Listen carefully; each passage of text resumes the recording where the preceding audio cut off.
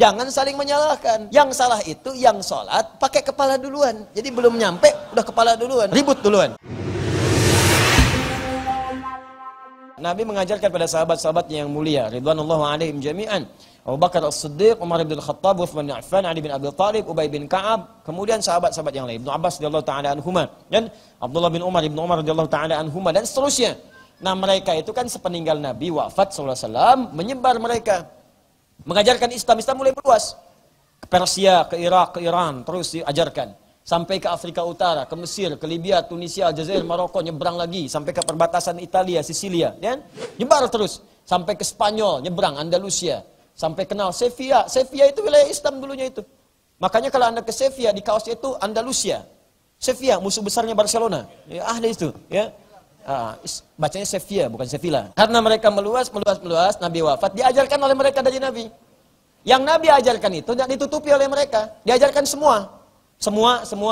Asalnya satu dulu, supaya nggak susah. Setelah itu diajarkan ilmu, dibuka. Misal, dari Nabi itu kan ada dua jenis. Ini penting nih, detil ya. Dari Nabi ada dua jenis ajaran. Contoh untuk fikih ya. Saya sebutkan fikih, ragamnya. Satu misalnya, ada yang satu dalil, satu cara. Gampang itu. Gampang, satu dalil, satu cara. Kenapa disebutkan satu dalil, satu cara? Karena semua umat itu diduga bisa melakukannya. Semua sama, nggak ada yang susah. Contoh dalam sholat, takbir misalnya kan. Takbir. Ya, bacaannya satu. Abu Dawud nomor hadis 857. Fayaqulu Allahu Akbar. Maka saat takbir ucapkan Allahu Akbar. Gampang, semua bisa. Makanya nggak ada kalimat yang lain. Coba cari hadis, sampai hadis palsu pun nggak ada kalimat Allahu Rahman, Allahu Rahim, nggak ada. Karena semua bisa. Kalimatnya satu, Allahu Akbar. Jadi nggak usah kreatif. Wah, tuh kelamaan Allahu Akbar. Dari dulu, pengen yang lain. Allahu Rahman, Allahu Malik. Ke Arab-Araban. Terjemahin aja. Tuhan gua gede, ya kan? Allah anu agung. Nggak ada kerjaan. Orang Arab aja nggak nyari yang lain. Kenapa Anda harus mencari bahasa-bahasa yang lain? Ada bahasa-bahasa syariat yang tidak boleh diterjemahkan. Ada bahasa-bahasa syariat yang boleh diterjemahkan untuk dipahami. Contoh yang nggak boleh diterjemahkan, azan. Harus dengan bahasa Arab. Karena itu petunjuk, langsung. Allahu Akbar, Allahu Akbar. Langsung, jangan diganti. Kalau diganti, pemahamannya bisa beda. Dan nggak enak kedengarannya.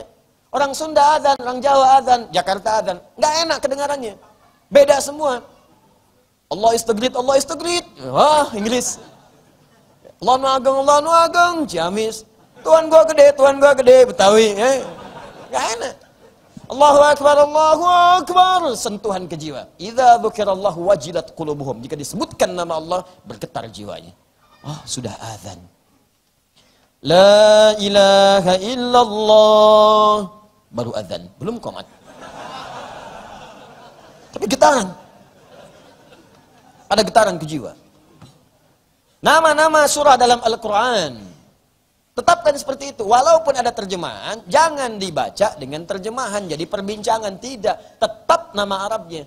Walaupun terjemahannya ada. Al-Baqarah, sapi betina. An-Nisa, perempuan-perempuan. An-Namal itu semut, An-Nahal itu lebah. Ada terjemahannya. Tapi kalau lagi ngobrol, lagi hafalan, jangan disebutkan terjemahan. Oi bro, ente lagi ngapalin surat apa? Semut. Ente apa? Sapi betina. Itu lagi ngapain surat apa? Surat Mama, An-Nisa. Gak bisa. An-Nisa ya An-Nisa. Al-Baqarah, Al-Baqarah ketika diterjemahkan maka tidak nyaman kedengarannya. Ada bahasa syariat disampaikan dalam bentuk isyarat. Boleh dikemukakan dalam bahasa kita. Contohnya apa Ustadz? Imam yang berbalik kepada makmum memberikan isyarat supaya rapatkan barisannya, tenangkan hatinya, siapkan kekhusyuannya. Berbaliklah kemudian, istawu, istaqimu. Rapatkan safnya, luruskan. Hadhu bainal manaqib wal aqdam washuddul khalal. Pertemukan antara tumit dengan tumitnya. Kemudian tutup, kemudian celah kosongnya. Tutupkan, rapatkan, rapat sampai rapi, khusyukkan. Ya sallu salatan muwadda'. Salat kalian seperti salat perpisahan. Jadikan salat ini mungkin salat terakhir yang kita tunaikan. Bayangkan wafat dalam salat. Kalimat itu isyarat dari Nabi. Makanya bahasanya beda-beda. Ya, Syekh Sudais istawu. Yang lainnya mengatakan lagi sawus sufuf, fa inna taswiyatas sufuf min iqamatis shalah. Karena kalimatnya dari Nabi kalimat umum, boleh diterjemahkan dalam bahasa kita. Dan kalau Anda orang Indonesia, tidak harus pakai bahasa Arab. Boleh berbalik pakai bahasa Indonesia. Silahkan sampai mereka mengerti. Pak, Ibu, tolong rapatkan safnya, luruskan, tenangkan hatinya. Dan rasakan mungkin sholat ini sholat terakhir yang kita tunaikan. Mungkin kita wafat dalam sholat, dalam sujud kita. Mudah-mudahan sholat ini diterima oleh Allah Subhanahu Wa Taala. Bersiap kita sholat. Sudah. Anda pakai bahasa Arab, makmum gak ngerti, gak paham juga, khusyuk tidak datang. Istau, sudah tahu. Ya, apa yang mau didapatkan? Paham ya? Nah, jadi para sahabat menerangkan ada yang satu cara tadi. Kalau sudah satu cara, satu contoh, jangan kreatif. Jangan terlampau kreatif, karena dalam ibadah itu nggak ada kreativitas. Kalau sudah dalilnya ada, maka diikuti. Ya, takbir An-Nasai nomor hadis 886 misalnya. Atau diambil dulu Al-Bukhari. Ya, di Al-Bukhari dulu, nomor hadisnya misalnya 757. Atau yang 737. Ada dua riwayat. Di hadis Muslim satu riwayat 397. Nomor hadisnya dari Abu Hurairah radhiyallahu taala anhu, kisahnya Khalad bin Rafi Az-Zuraiqi. Ketika Anda bertakbir, kemudian angkat tangan Anda sejajar dengan bahu. Idza qumta ila shalah asbighul wudu, thumma istaqbilil qiblah. Kalau pengen salatnya sempurna, sempurnakan wudu, menghadap kiblat, kemudian bertakbir hadzman kibaihi. Angkat sejajar dengan tangan, sejajar dengan bahunya, begini. Di An-Nasai sejajar dengan daun telinga di sini. Setelah itu, fawadha'a yadahu al-yumna 'ala al-yusra, maka letakkanlah telapak tangan yang kanan di punggung yang kiri dengan tiga cara. Bisa begini, lapak bertemu dengan punggung langsung begini, bisa pergelangan bertemu pergelangan begini. Ya, tapi langsung, Bu, ya, langsung. Jadi jangan diprediksi. Allah. Ya. Baik, pas langsung. Jadi takbir langsung. Atau sa'id lewat sedikit di sini.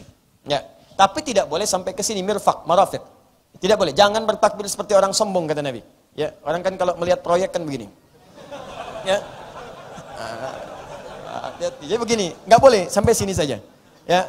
Walaupun Anda salat di puncak Masjid At-Ta'awun subuh-subuh tetap di sini, jangan sampai ke sini. Ya. Tetap di sini. Paham ya? Nah, tapi antara ngangkat dengan meletakkan kalimatnya pakai fa, harfu aqfin rabitin baina syai'aini bila hudud. Huruf penyambung di antara dua peristiwa tanpa jeda. Jadi antara ngangkat dengan meletakkan nggak usah ada jeda. Begitu angkat Allahu Akbar, tidak ada gerakan lain. Ya, jangan ditambah, jangan dikurangi, angkat, letakkan, selesai. Karena itu kalau Anda kemudian menambah atau mengurangi, ini yang jadi persoalan. Saya tidak bermaksud menyalahkan, tapi saya belum menemukan dalilnya. Misal, gak usah kreatif, Ustadz, saya nggak enak lah sama Tuhan Allah, kan maha hebat, maha kuasa. Tangan kiri itu kan negatif, tangan kanan itu baik. Masa sama Allah kiri duluan? Kanan Ustadz. Allah, jangan kiri dulu, kanan. Allah, kanan masuk, kiri angkat, tutup. Kadang-kadang kaki naik dikit. Ya, nah, itu tidak perlu dilakukan. Tapi juga jangan langsung menyalahkan. Lihat dalilnya. Ada dalil, kerjakan. Tidak ada dalil, cukupkan. Saya teliti, saya cari-cari. Allahu Akbar, saya belum menemukan. Barangkali ada yang menemukan, dikabari. Maka saya katakan ada hadisnya. Cuman saya nyari-nyari gak ketemu. Jangankan di hadis sahih, di kitab hadis palsu pun tidak ketemu. Jadi lihat ya, pemalsu hadis tidak tertarik memasukkan hadis ini. Saking jelasnya. Kitab hadis palsu kan banyak. Cuma pemalsu hadis tidak tertarik memasukkan hadis ini. Saking jelasnya. Di Anda mau dicari sampai kapanpun. Sampai kiamat kurang 2 hari, gak akan ketemu. Karena itu gak usah dipaksakan. Satu dalil, satu contoh. Angkat, simpan, selesai. Tapi ada yang beragam dalil, beragam contoh. Ada yang sifatnya bacaan, ada yang gerakan. Bismillah 4 cara. Dari sir, dari jahar. Ya, ada silent, sir. Bismillahirrahmanirrahim. Ada jahar. Bismillahirrahmanirrahim. Ada tidak dibaca sama sekali. Langsung. Alhamdulillahirrabbilalamin. Ada rakaat pertama dibaca jahar, selanjutnya tidak dibaca sama sekali. Itu yang keempat. Empat-empatnya disebutkan. Ada untuk sujud 2 cara. Ada telapak tangan dulu, ada kemudian lutut dulu. Ya, ada. Dan itu disebutkan, disampaikan oleh Nabi karena tidak semua orang bisa mengerjakan cara yang sama. Anda mau turun sujud, tangan bermasalah, sujudlah menggunakan lutut. Anda mau sujud dari yang tidak turun, lutut bermasalah, pakailah telapak tangan. Dua-duanya ada kemungkinan. Jadi jangan saling menyalahkan di situ. Jangan saling menyalahkan. Yang salah itu yang sholat pakai kepala duluan. Jadi belum nyampe udah kepala duluan. Ribut duluan. Itu yang salah. Naik, angkat. Silakan. Ada yang begini, ada yang begini satu, ya. Ada yang begini misalnya. Dan gak usah ribut-ribut. Pernah di Jakarta dulu, sekitar 2-3 tahun ke belakang saya mengisi Ada 2 orang di Jakarta ribut, Anda bayangkan, gara-gara i'timad. I'timad itu bersandar kepada tanah atau tempat sujud, ya, sebelum naik ke atas. Jadi ada yang begini, ya, yang begini, kepal, ada yang begini.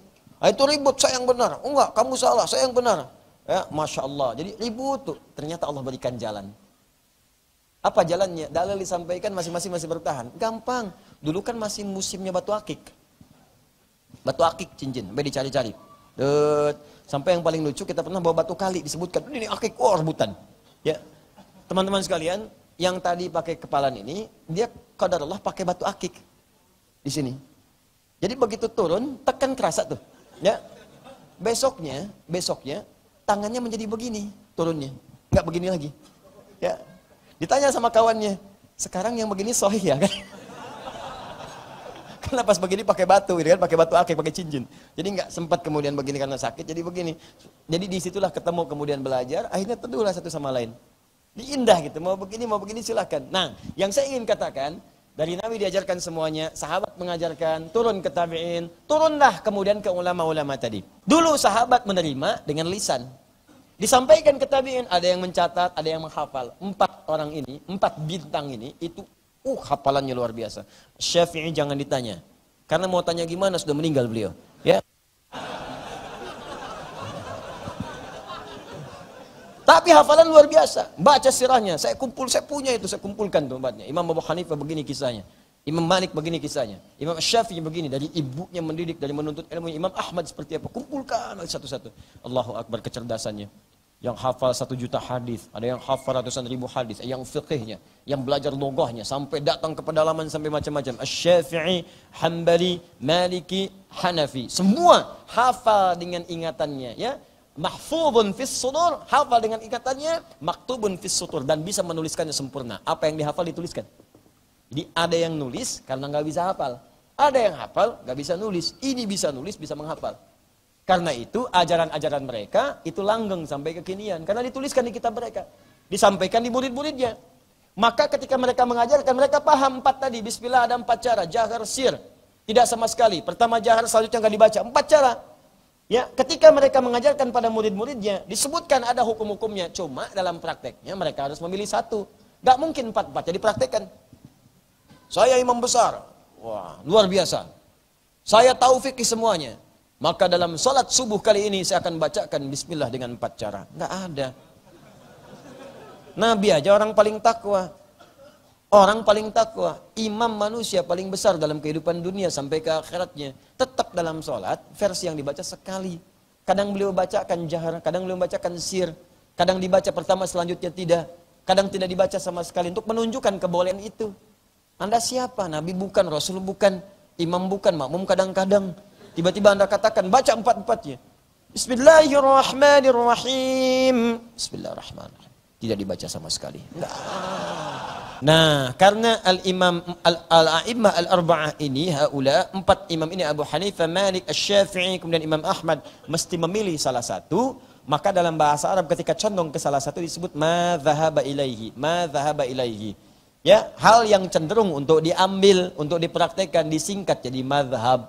Maka dikenallah madhab Asy-Syafi'i, madhab Hanafi, madhab Maliki. Paham sampai sini dengan singkat?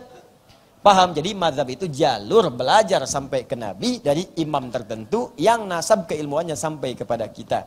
Kalau diteliti rata-rata umat Islam sekarang, umumnya hampir semua pasti bersumber dari imam yang 4 ini. Silahkan dicek, ketemunya ke situ juga. Akan menyebar. Saudi misalnya, Hambali madhabnya dari jalur Imam Ahmad. Diikuti ke bawahnya sampai sebelum-sebelumnya. Ada Syekh Ibnu Qayyim Al-Jauziyah, sebelumnya lagi ada Ibnu Taimiyah rahimahullah. Sampai ke sini lagi ada Syekh Muhammad Nasruddin Al-Albani misalnya, sampai terus sampai ke kita ke sini. Ada Syekh Utsaimin misalnya, ya, ada Syekh Shalih Fauzan terus. Ya, Asy-Syafi'i banyak. Ya, ada Syekh misalnya Ramadan Al-Buti, ada Syekh Wahbah Az-Zuhaili rahimahullah. Ya, terus sampai kekinian sekarang. Ya, di Imam Maliki ada, ya, sampai misalnya Maliki ada Syekh Rabiti sekarang menyebar di Afrika Utara. Ya, di misalnya sekarang Libya, Tunisia, Maroko, Aljazair, Maliki. Ada. Ya, Hanafi, Syekh Dahlawi misalnya, yang di India sampai ke Pakistan, sampai menyebar, ada semuanya. Nah, maka kalau disebutkan Asy-Syafi'i itu artinya berislam, asasnya Al-Qur'an, sunnah, jalur pembelajarannya dari Imam Asy-Syafi'i. Maka Imam Ibnu Katsir itu Asy-Syafi'i, jalur pembelajarannya ke Imam Asy-Syafi'i.